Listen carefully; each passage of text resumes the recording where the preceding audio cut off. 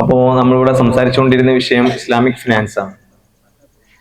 നമുക്കെല്ലാവർക്കും നേരിടുന്ന വിഷയത്തിലേക്ക് വരികയാണ് കേട്ടോ. 2 പ്രസന്റേഷൻസ് ഇവിടെ കഴിഞ്ഞു. ഒരാള് ഇസ്ലാമിക് ഫിനാൻസിലെ വളരെ പ്രധാനപ്പെട്ട 2 ഘടകങ്ങളായിട്ടുള്ള റിബ, മറ്റൊന്ന് ഹൊറർ, അതിനെ കുറിച്ചുള്ള ഒരു ബ്രീഫ് ഇൻട്രൊഡക്ഷൻ ഇവിടെ നടത്തി. മറ്റൊരാള് ഫിൻടെക്കിനെ കുറിച്ചും ക്രിപ്റ്റോ കറൻസിയെ കുറിച്ചും നിങ്ങൾക്ക് പരിചയപ്പെടുത്തി തന്നു. അപ്പോ ഫിനാൻസിന്റെ വിഷയത്തിലേക്ക് കടന്നു വരുമ്പോൾ ഇസ്ലാമിനെ കുറിച്ച് പറയുകയാണെന്നുണ്ടെങ്കിൽ ഒരു മനുഷ്യ ജീവിതത്തെ സ്പർശിക്കുന്ന ഓൾമോസ്റ്റ് എല്ലാ ഏരിയകളിലും ഒരു മനുഷ്യൻ എങ്ങനെയാണ് വർത്തിക്കേണ്ടത് എന്നതിനെ കുറിച്ച് കൃത്യമായ കാഴ്ചപ്പാട് ഇസ്ലാമിനുണ്ട്. അപ്പൊ സ്വാഭാവികമായിട്ടും മനുഷ്യൻ ജീവിതത്തിലെ വളരെ പ്രധാനപ്പെട്ട ഒരു ഘടകമാണ് ഫൈനാൻസ് ഉള്ളത്. കാരണം മനുഷ്യന്മാർക്ക് ഏറ്റവും ഇഷ്ടമുള്ള സാധനമാണ് പണം എന്നുള്ളത്. അള്ളാഹുവിന്റെ ഖുർആനിലൂടെ ആ വിഷയം പറയുന്നുണ്ട്.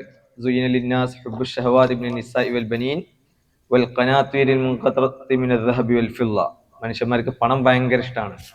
റസൂലുള്ളാഹി ഹദീസിൽ കാണാം, ലൗ അന്ന ലിബ്നി ആദം വാദിയൻ മിൻ ദഹബിൻ ലഅഹബ്ബ അൻ യകൂന ലഹു വാദിയാൻ. മനുഷ്യന് പണത്തിനോട് ഭയങ്കര ആർത്തിയായിരിക്കും. അതുകൊണ്ട് തന്നെ പണം എങ്ങനെ സമ്പാദിക്കണം, അത് എങ്ങനെ ചെലവഴിക്കണം എന്ന വിഷയത്തിൽ ഇസ്ലാമിന് കൃത്യമായ കാഴ്ചപ്പാടുണ്ടാവും. നമ്മൾ ആ ഹദീസുകളിലൊക്കെ പഠിച്ചിട്ടുണ്ടാവും.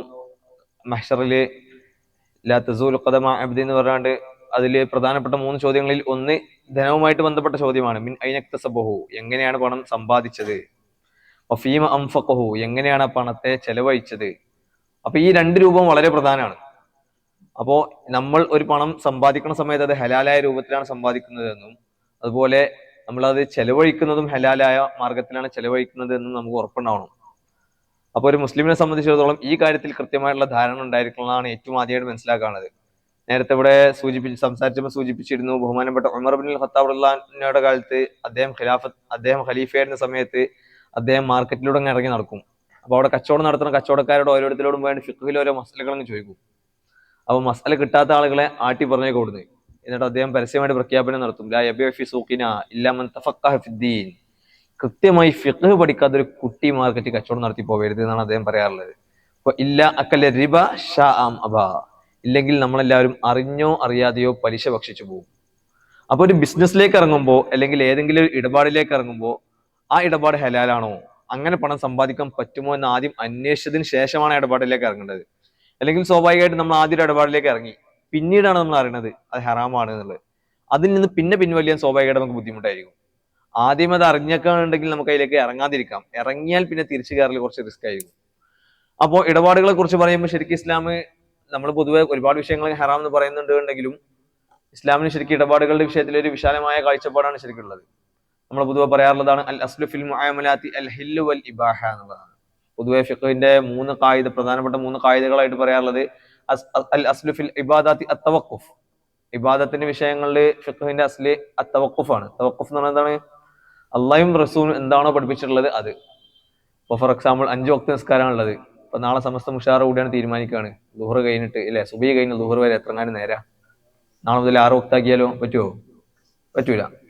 5 വക്തേ പറ്റുള്ളൂ. അല്ലെങ്കിൽ ഇപ്പൊ സുബൈക്ക് ആ ടൈം നീച്ചാന്ന് പറഞ്ഞ എന്താ റിസ്കാ അല്ലെ? ആളുകളുടെ അൽമശക്കത്ത് തജ്രിബ് തൈസീർ എന്നൊക്കെ അല്ലേ, അത് പരിഗണിച്ചാണ്ട് സുബിയാണ് കട്ടാക്കിയാലോ? പറ്റൂല. അപ്പൊ അൽ അസ്ലു ഫിൽ ഇബാദാത്തി അത്തവഖുഫ്, ഇബാദത്തിന്റെ വിഷയത്തിൽ അങ്ങോട്ടും ഇങ്ങോട്ടും ഏറ്റക്കുറച്ചിലൊന്നും പറ്റൂല. അത് എങ്ങനെയാണോ ഉള്ളത് അങ്ങനെ തന്നെ ആയിരിക്കണം. എന്നാൽ അൽ അസ്ലു ഫിൽ മുആമലാത്തി അൽ ഹില്ലു വൽ ഇബാഹ, മുആമലത്തിന്റെ കേസിൽ ഇബാഹത്താണ് അസ്ല്. അടിസ്ഥാനപരമായിട്ട് ഏതൊരു മുആമലത്ത് എടുക്കുകയാണെങ്കിലും അതിൽ ഹറാമായ വല്ല ഘടകങ്ങളും ഉണ്ടോ എന്ന് നോക്കിയാൽ മതി. ഇപ്പൊ ഒരു പുതിയൊരു ഇടപാട് വന്ന് ഫോർ എക്സാമ്പിൾ ക്രിപ്റ്റോ കറൻസിയെ കുറിച്ചുകൂടെ ചർച്ച ചെയ്ത്, അപ്പൊ അതിൽ ആദ്യം നമ്മൾ പരിശോധിക്കേണ്ടത് ഹറാമായ വല്ല ഘടകവും അതിൽ അടങ്ങിയിട്ടുണ്ടോ, ഇസ്ലാം ഹറാമാണെന്ന് പഠിപ്പിച്ചിട്ടുള്ള ഘടകങ്ങൾ അതിൽ അടങ്ങിയിട്ടുണ്ടോ നോക്കിയാൽ മതി. അങ്ങനെ ഒരു ഘടകങ്ങളും അടങ്ങിയിട്ടില്ല എന്നാ പിന്നെ ഇത് ഹലാലാണുള്ളത് വേറെ തെളിവിന്റെ ആവശ്യമില്ല. ഹലാലെന്ന് ഉറപ്പിക്കാം. കാരണം ബേസിക്കലി ഏതൊരു ഇടപാടും ഹലാലാണ് unless if there is any ഹറാം കോമ്പണന്റ് ഇൻ ഇറ്റ് എന്നതാണ് ഇസ്ലാമിന്റെ കാഴ്ചപ്പാട്. അടുത്തൊരു കായികയാണ് അൽ അസ്ലു ഫിൽ അബ്ളായി അൽ ഹുർമ. ബുളുഅ് എന്ന് പറയുന്ന അർത്ഥം ഫി ബുളുഇ അഹദിക്കും സദഖ എന്ന് കേട്ടിട്ടുണ്ടാവും. അപ്പൊ ബുളുവുമായിട്ട് ബന്ധപ്പെട്ട വിഷയങ്ങളിലൊക്കെ അസ്ല് ഹറാമാണ്. ഇസ്ലാം ഹലാലാണെന്ന് പറഞ്ഞത് മാത്രമേ ഹലാലാവുള്ളൂ. സ്വാഭാവികമായിട്ടും ബുളുവുമായിട്ട് ബന്ധപ്പെട്ട പല രൂപത്തിലുള്ള റിലേഷൻഷിപ്പും, എക്സ്ട്രാ മാരിറ്റൽ റിലേഷൻഷിപ്പ് ആവട്ടെ, ഹോമോസെക്ഷൽ റിലേഷൻഷിപ്സ് ആവട്ടെ, അതിന് ഹറാമാനുള്ളതിന് ഖുർആൻ മൊത്തം തപ്പേണ്ട ആവശ്യമില്ല. അത് അസ്ലി ഹറാമാണ്. ഇനി അത് ഹലാലാണെന്നുള്ളതിന് തെളിവ് വെപ്പിയാൽ മതി. ഹലാലാണെന്ന് ഇസ്ലാം എന്ത് പഠിപ്പിച്ചിട്ടുള്ളൂ? മാരിറ്റൽ റിലേഷൻഷിപ്പ് മാത്രമാണ് ഹലാലിൽ നിന്ന് ഇസ്ലാം പഠിപ്പിച്ചിട്ടുള്ളൂ. അപ്പൊ അത് ഹറാമാനുള്ളതിന് ചിലപ്പോ ഫോർ എക്സാമ്പിൾ ചില ഗേ സപ്പോർട്ടേഴ്സ് ഒക്കെ മുസ്ലിം കമ്മ്യൂണിറ്റിയിൽ നിന്ന് വരുന്നത് കാണാം. ചില ആളുകൾക്ക് ആദ്യം ചോദിക്കല് ഗേ ഹറാമാണുള്ള ഖുറാനിലൂടെ പറയണോ, ഇവിടെ ഉണ്ടോ? ഹോമോസെക്ഷാലിറ്റി ഹറാമാണുള്ള ഇവിടെ പറയണോ എന്ന് ചോദിക്കും. എന്നിട്ട് ഈ ആളുകള് പൊതുവെ പറയാറുള്ളത് ഒരു ഖുറാൻ ഓൺലി മൂവ്മെന്റിന്റെ ആളുകളായിരിക്കും, ഹദീസിനെ മൊത്തത്തിൽ നിരാകരിക്കും. കാരണം ഇതിനെ എതിർക്കുന്ന ചില പരാമർശങ്ങൾ ഉണ്ടാവും ഹദീസിലായിരിക്കും. അപ്പൊ ഖുറാനിലൂടെയും പറഞ്ഞിട്ടില്ലല്ലോ, പിന്നെ ഖുറാനിലുള്ളത് ലൂത്ത് നബിയുടെ സമുദായത്തിന്റെ വിഷയമാണ്. അപ്പൊ അതില് എങ്ങനെയാണ് ആയത്ത്, എങ്ങനെയാണ് നിസാ, അപ്പൊ ആ വിഷയത്തിനൊക്കെ അവര് ദുർവ്യാഖ്യാനം നടത്തും. അത് ശരിക്കും റേപ്പ് ചെയ്യുന്നവരുടെ, പുരുഷന്മാരെ റേപ്പ് ചെയ്തുകൊണ്ടാണ് ഇസ്ലാം എതിർത്തിട്ടുള്ളത്, അല്ലാതെ ബേസിക്കലി എന്തായതുകൊണ്ടല്ല, ഹോമോസെക്ഷാലിറ്റി പ്രശ്നമായതുകൊണ്ടല്ല എന്നൊക്കെ പറയും. അങ്ങനെയാണെങ്കിൽ എന്ത് പറയണം? സ്ത്രീകളെ റേപ്പ് ചെയ്യൽ ഹലാലാന്ന് പറയണമായിരുന്നു. കാരണം നിസാ, നിങ്ങൾ സ്ത്രീകളെ റേപ്പ് ചെയ്യണില്ല, പുരുഷന്മാരെയാണ് റേപ്പ് ചെയ്യണത്, അങ്ങനെയാണല്ലോ അതിനർത്ഥം. അപ്പൊ സ്ത്രീകളെ റേപ്പ് ചെയ്യൽ ഹലാലാവണ്ടേ? അപ്പോ അവരുടെ ആവശ്യത്തിന് വേണ്ടി ഖുർആനെ വക്രീകരിക്കുക, എന്നിട്ട് അതിന് പറയണത് ഖുർആനിൽ എന്തില്ല, ഹോമോസെക്ഷാലിറ്റി എതിർക്കുന്ന പരാമർശങ്ങളൊന്നും ഇല്ലല്ലോ. അപ്പൊ ഈ വിഷയത്തിൽ അങ്ങനെ തപ്പേണ്ട ആവശ്യമില്ല. അൽ അസ്ലു ഫിൽ അബ്ദാഇ അൽ ഹുർമ, ബുളുവുമായിട്ട് ബന്ധപ്പെട്ട വിഷയമാണോ അതിൽ അസ്ലി ഹറാമാണ് എന്നുള്ളതാണ്, അത് ഹലാലാണ് എന്നുള്ളതിനാണ് തെളിവ് കിട്ടേണ്ടത്. ഞാൻ പറഞ്ഞു വന്നത് മുആമലത്തിന്റെ വിഷയത്തിൽ ഇസ്ലാമിന് വിശാലമായ കാഴ്ചപ്പാടാണുള്ളത്. അത് ഹലാലാണുള്ളത് പ്രത്യേക തെളിവിന്റെ ആവശ്യമില്ല, ഹറാമാണോ അല്ലയോ നോക്കിയാൽ മതി. അപ്പൊ ഏതൊരു മുആമലത്തും ഏതൊരു ഇടപാടും വരികയാണെങ്കിൽ അത് ഹലാലാണോ ഹറാമാണോ എന്ന് എങ്ങനെയാണ് ഉറപ്പിക്കേണ്ടതാണ് പരിശോധിക്കാൻ പോണത്.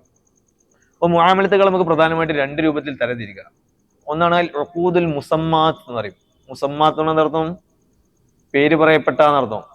നമ്മുടെ ഫിഖ്ഹിന്റെ കിതാബുകളെ നോക്കിയാൽ നിങ്ങൾ മുആമലത്തിന്റെ ബാബിൽ ഒരുപാട് ഇടപാടുകൾ പഠിച്ചിട്ടുണ്ടാവും. ബൈഅ്, സലമ്, ഖർള്, ഖിറാള്, ശിർക്കത്ത്, ഇജാറത്ത്, ഇആറത്ത്, ഇങ്ങനെ ഒരുപാട് ഇടപാടുകൾ ഫിഖ്ഹിന്റെ കിതാബുകളിൽ ഉണ്ടാവും. അതിനാണ് ഇത്തരത്തിലുള്ള ഇടപാടുകൾക്കാണ് അൽ ഉഖൂദുൽ മുസമ്മാത്ത് എന്ന് പറയാറുള്ളത്. ഈ ഇടപാടുകളിൽ ഓരോന്നിനും അതിന്റെ ശുറൂത്തുകൾ ഉണ്ടാവും, ഇങ്ങനെ കണ്ടീഷൻസ് ഒക്കെ പാലിക്കണം, ഇല്ലെങ്കിൽ അത് ഫാസിദായിരിക്കും എന്നൊക്കെ നമ്മൾ പഠിച്ചിട്ടുണ്ടാവും.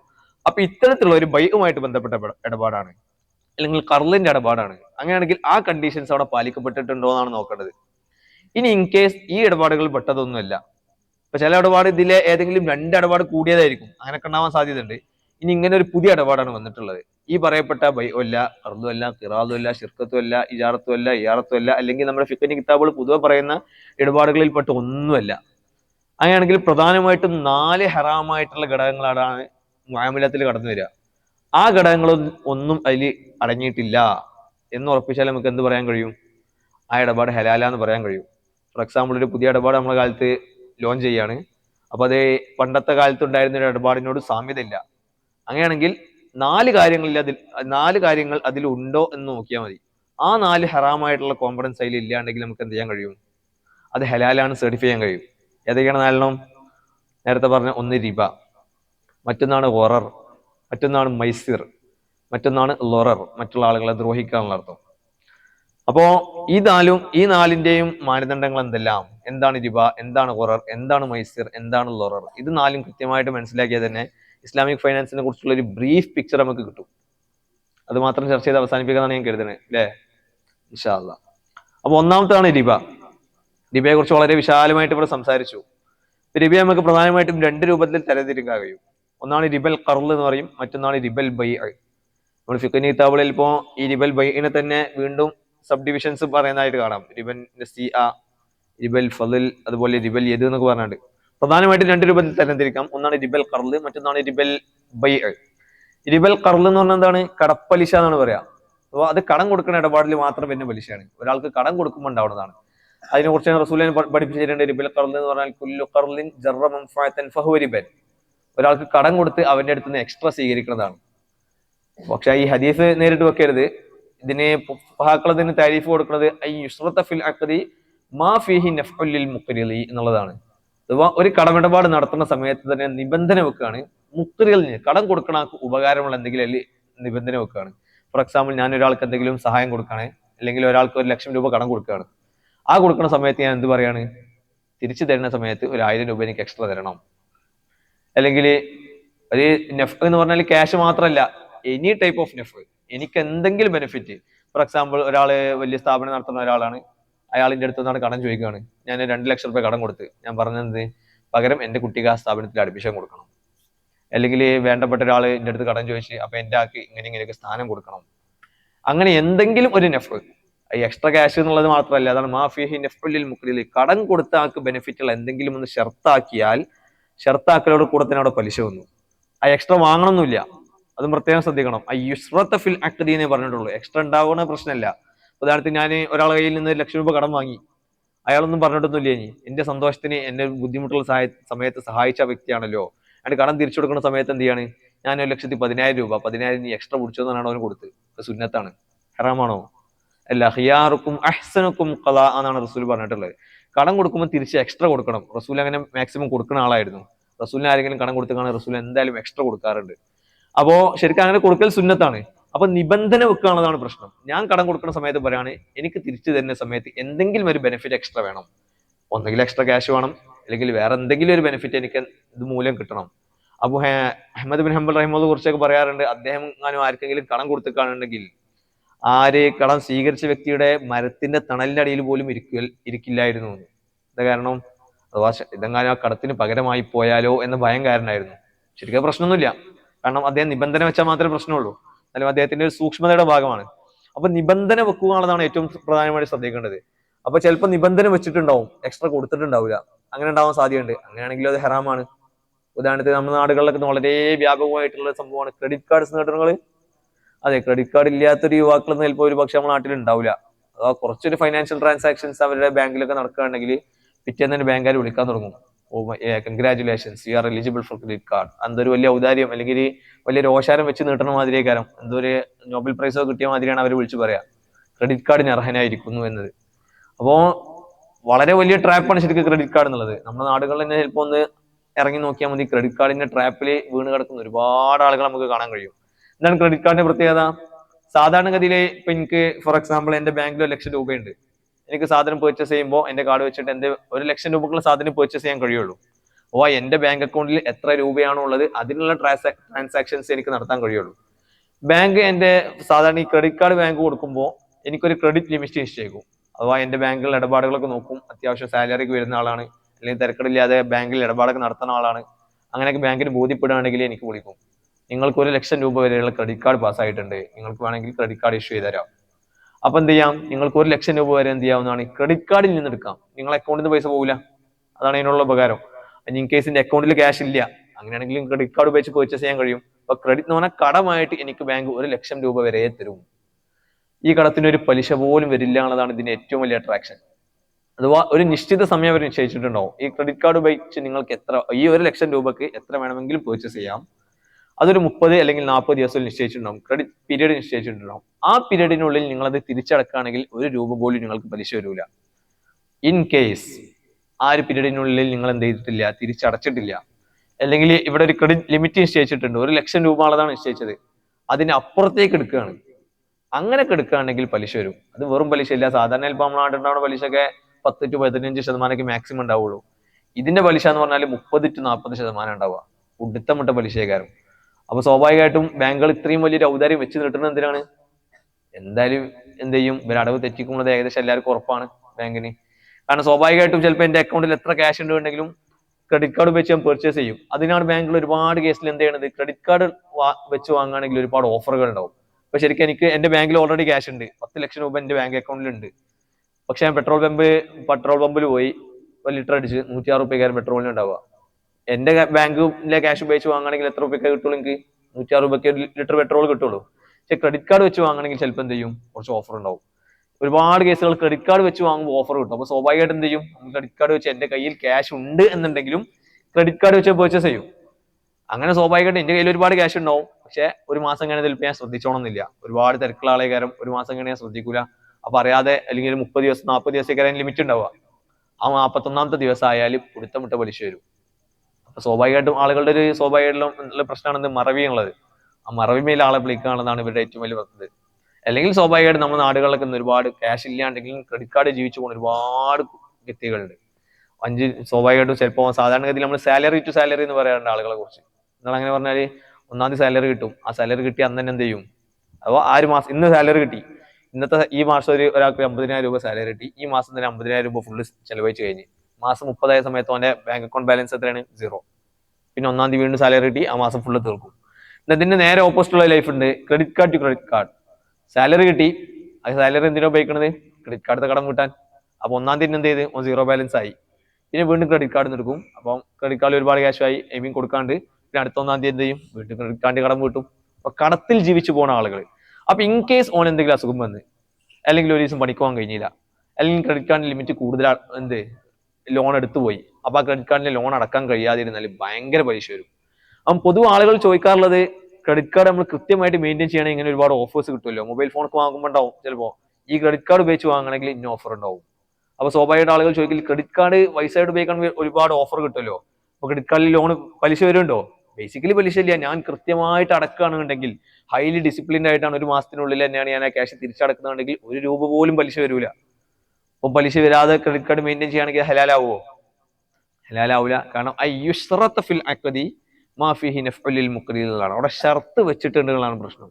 പലിശ എക്സ്ട്രാ കൊടുക്കണം എന്നില്ല, ഷർത്ത് തന്നെ ഉണ്ട്. ആ ഷർത്ത് വെക്കലോട് കൂടെ തന്നെ അഖ്ദ് ഫാസിദായി എന്നുള്ളതാണ് ഷാഫി മദ്ഹബിന്റെ കാഴ്ചപ്പാട്. എന്നാൽ ഹംബലി മദ്ഹബിലൊക്കെ ചില പണ്ഡിതന്മാരുടെ അഭിപ്രായ പ്രകാരം ഫിൽ അഖ്ദി എന്നുള്ളതിന് പകരം നമ്മളങ്ങനെ ഷർത്ത് വെച്ചിട്ടുണ്ടെങ്കിൽ ആ അഖ്ദ് തന്നെ ഫാസിദാവില്ല, ആ ഷർത്തേ ഫാസിദാവുള്ളൂ.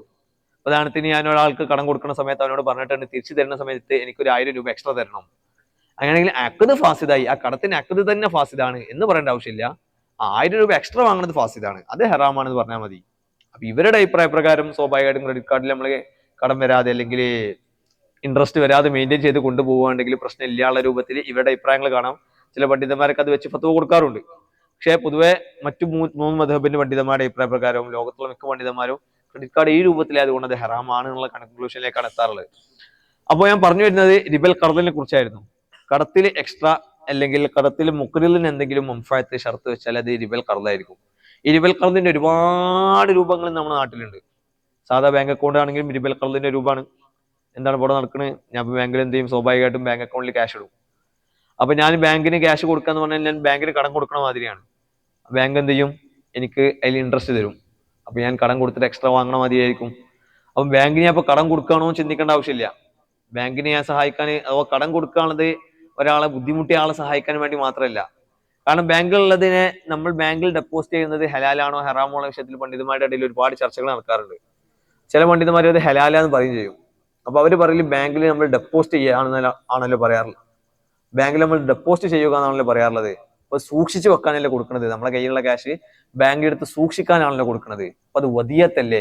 വദിയത്തിൽ ഇപ്പൊ എക്സ്ട്രാ വാങ്ങിയെന്ന് വിചാരിച്ചപ്പോൾ എന്തെങ്കിലും കുഴപ്പമുണ്ടോ? കടാവുമ്പോഴാണല്ലോ എക്സ്ട്രാ വാങ്ങണതിന് പ്രശ്നമുണ്ടെന്ന് ചോദിക്കുന്ന ആളുകളുണ്ട്. അപ്പൊ ശരിക്കും വദിയത്താവുമ്പോൾ ഒരു പ്രശ്നം എന്താന്ന് വെച്ചാല് വദിയത്തിന്റെ ഒരുപാട് കണ്ടീഷൻസ് ഉണ്ട്. വദിയത്തിലുള്ള പ്രധാനപ്പെട്ട ഒരു കണ്ടീഷനാണ് യദുൽ മൂദായി യദു അമാന എന്നുള്ളത്. ഇപ്പൊ ഞാൻ ഒരാളുടെ കയ്യിൽ ഒരു ക്യാഷ് സൂക്ഷിക്കാൻ കൊടുത്ത് അയാൾ കൃത്യമായ രൂപത്തിൽ സൂക്ഷിച്ചിട്ടുണ്ട്. പക്ഷെ അൺഫോർച്ചുനേറ്റ്ലി അയാളുടെ കയ്യിൽ നിന്ന് ആ ക്യാഷ് നഷ്ടപ്പെട്ടു പോയി. അവൻ അമീനായിരിക്കും. യദുൽ അമാന യദുൽ ഒമാൻ എന്ന് പറഞ്ഞാൽ ഫിഖ്ഹിൽ പഠിച്ചിട്ടുണ്ടാവും. അപ്പോൾ അവൻ അമീനായിരിക്കും. അഥവാ അവന്റെ വീഴ്ച കൂടാതെ ആ ക്യാഷ് നഷ്ടപ്പെട്ടാൽ അവൻ അതിന് ഉത്തരവാദി ആവില്ല. ബാങ്ക് ഒരു ദിവസം വന്നാണ് പറയാണ് ഞങ്ങൾ ബാങ്ക് കൊള്ളയടിക്കപ്പെട്ടിരിക്കുന്നു, നിങ്ങൾ പുറത്തേക്കുവോ? ഒരിക്കലും പുറത്തേക്കില്ല. ബാങ്കിന്റെ കയ്യിൽ നമ്മൾ ക്യാഷ് കൊണ്ടേ കൊടുക്കണേന് എന്തിനാണ്? ചത്താലിന്റെ ക്യാഷ് തിരിച്ചു കിട്ടണം. അല്ലാതെ അത്രയും സേഫായി കിട്ടണമെന്നതുകൊണ്ടാണ് നമ്മൾ ബാങ്കിന്റെ കയ്യിലേക്ക് ക്യാഷ് കൊടുക്കുന്നത്. അതുപോലെ തന്നെ നമ്മൾ വദിയത്തായിട്ട് ഒരാളുടെ കയ്യിൽ ക്യാഷ് സൂക്ഷിക്കാൻ വേണ്ടി കൊടുക്കുകയാണെങ്കിൽ ആ ക്യാഷ് അയാൾക്ക് ഉപയോഗിക്കാൻ പറ്റില്ല. കാരണം ഞാൻ സൂക്ഷിക്കാനും വേണ്ടിയാണ് അയാളെ കയ്യിൽ കൊടുക്കുന്നത്. അപ്പൊ അയാൾ അത് ഉപയോഗിക്കാതെ ഭദ്രമായിട്ട് എടുത്തു വെക്കണം. ബാങ്ക് ഒരിക്കലും നമ്മളെ ക്യാഷ് അങ്ങനെ ഭദ്രമായിട്ട് എടുത്തു വെക്കണില്ല. ബാങ്ക് എന്തിനാ നമ്മളെ കയ്യിൽ നിന്ന് ക്യാഷ് വാങ്ങുന്നത്? ഒരുപാട് ആളുകളുടെ കയ്യിൽ നിന്ന് ഇതുവരെ ക്യാഷ് വാങ്ങും, എന്നിട്ട് അത് മറ്റാളുകൾക്ക് ലോൺ കൊടുക്കും. അതിനാണ് ബാങ്ക് ഒരുപാട് ആളുകളുടെ കയ്യിൽ നിന്ന് ഡെപ്പോസിറ്റ് സ്വീകരിക്കുന്നത്. അപ്പൊ ബാങ്ക് ക്യാഷ് ഉപയോഗിക്കുന്നുണ്ട്. അപ്പൊ ഇതിനൊരു ഖർളിന്റെ നേച്ചറാണ് ഇവിടെ ഉള്ളത്.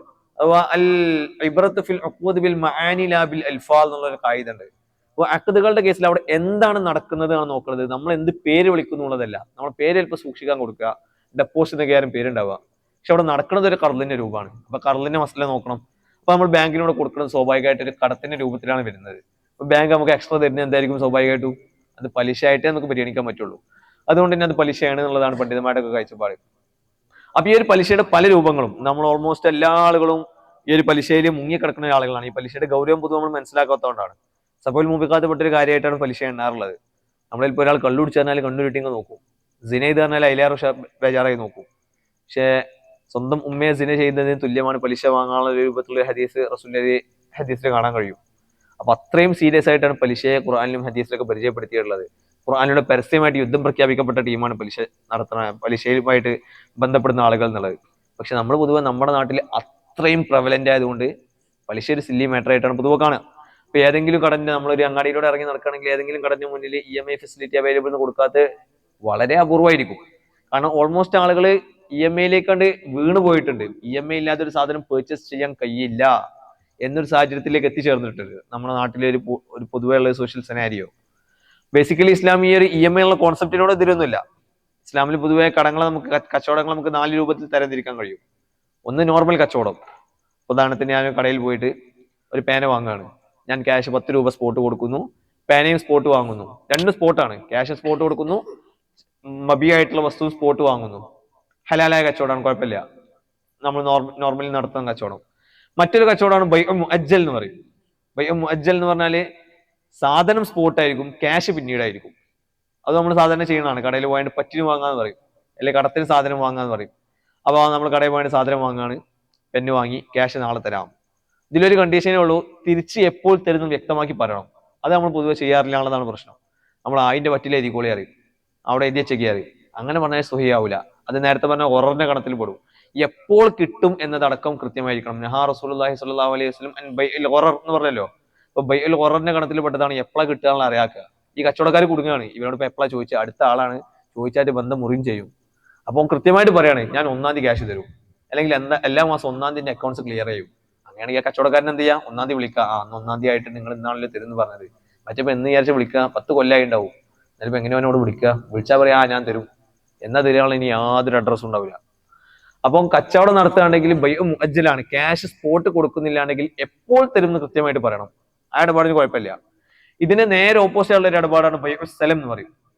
ക്യാഷ് സ്പോട്ട് കൊടുക്കും, സാധനം പിന്നീട് കാര്യം കിട്ടുക. അതാണ് ബൈഉ സലം. ബൈഉ സലം എന്ന് പറഞ്ഞാല് സാധാ കച്ചവടത്തിലുള്ള വ്യത്യാസം എന്താന്ന് വെച്ചാല്, ബൈഉ സലമില് കച്ചവട വസ്തു മുഅയ്യനാവൂല എന്നതാണ്. എന്താണ് മുഅയ്യനാവൂല എന്ന് പറഞ്ഞാല്, ഒരു ചെറിയൊരു എക്സാമ്പിൾ വെച്ച് പറയുകയാണെങ്കിൽ, ഫോർ എക്സാമ്പിൾ ഞാനിപ്പോ ഇയാളോട് പറയാണ്, ഞാൻ നിനക്ക് ഈ മൊബൈൽ ഫോൺ വിറ്റിരിക്കുന്നു എന്ന് പറഞ്ഞു. ഈ മൊബൈൽ ഫോൺ എന്ന് പറഞ്ഞാൽ ഈ ഒരു സ്പെസിഫിക് മൊബൈൽ ഫോണാണ് ഞാൻ ഇവര് വെക്കുന്നത്. അപ്പൊ ഇതൊരു മുഅയ്യനായ മൊബൈലാണ്. നേരെ മറിച്ച് സലമിൽ അങ്ങനെ ആവല് വെക്കുക. ഈ മൊബൈലിന്റെ ഫീച്ചേഴ്സ് ആയിരിക്കും പറയാം. For example iPhone 17 Pro 256 GB ഉള്ള, ഇന്ന ഓറഞ്ച് കളറിലുള്ള, അങ്ങനെ ആ ഫോണിന്റെ ഫീച്ചേഴ്സ് ആയിരിക്കും പറയാം.